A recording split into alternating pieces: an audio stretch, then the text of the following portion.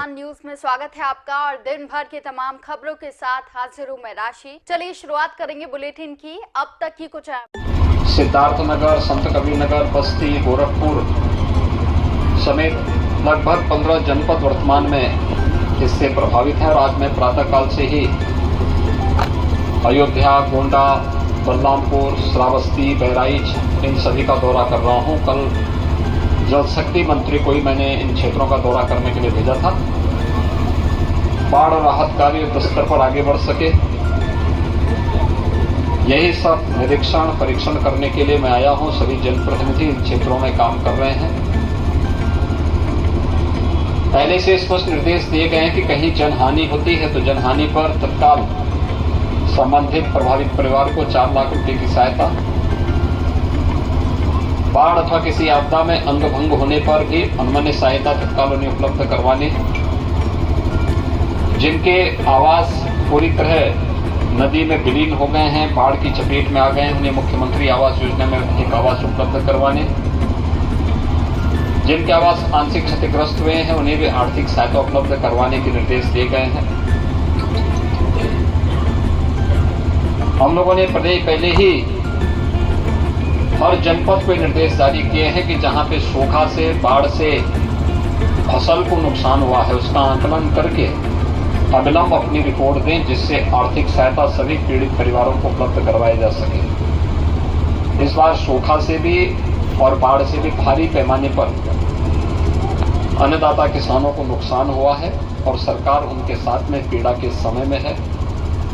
अपनी इसी पीड़ा को उनकी संवेदना के साथ जोड़ने के लिए आज मैं यहाँ पर स्वयं आया हूँ।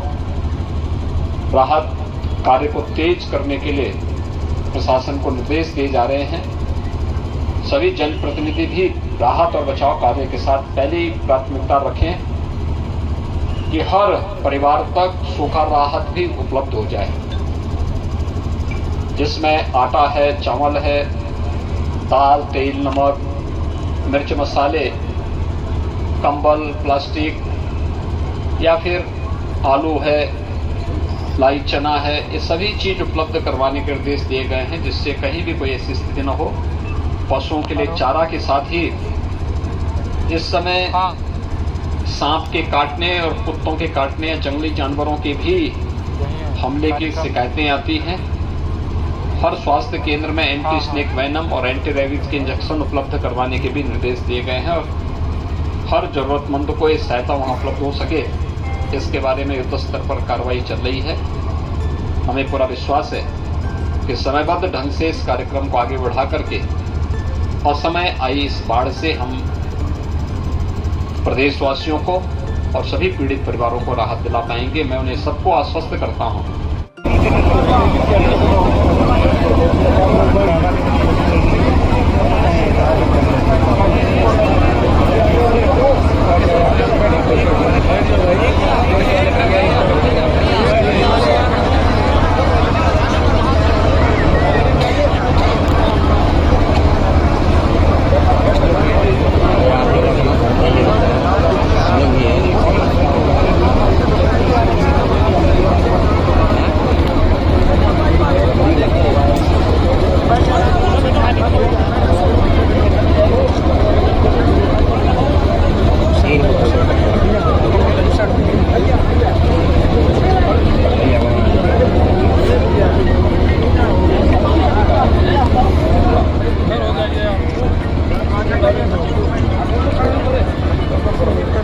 खड़े हो जाते नहीं, कष्ट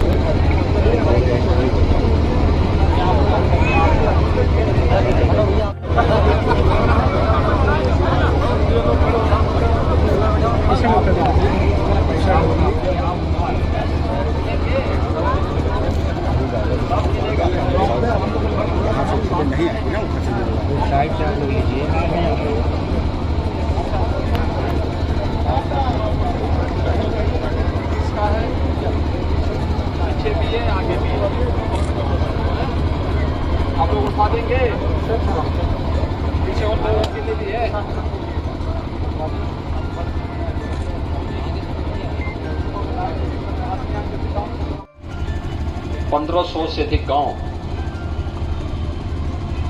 प्रभावित हैं और लगभग 25 लाख की आबादी भी उसकी बाढ़ से प्रभावित हुई है।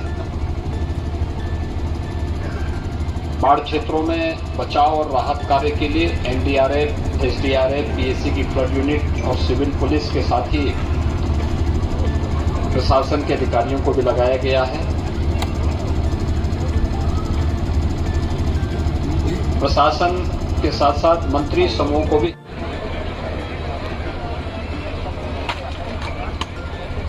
भैया बैठ जाओ, सेल्फी वाले भैया बैठ जाइए भैया।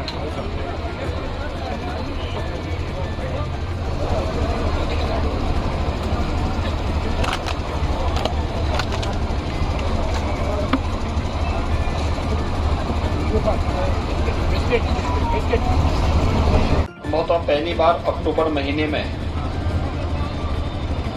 इस क्षेत्र में हम सबको बाढ़ के बारे में भी सुनने को देखने को मिल रहा है।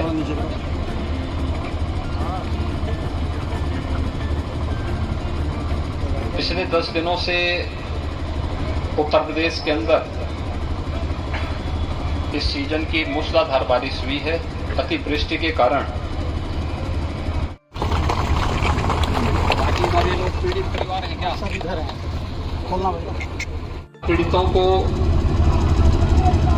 जहां पर बाढ़ पीड़ित पीड़ा और दुख की इस घड़ी में हर बाढ़ पीड़ित के साथ में है और उन्हें हर संभव सहायता उपलब्ध करवाने का कार्य करेगी। धन्यवाद।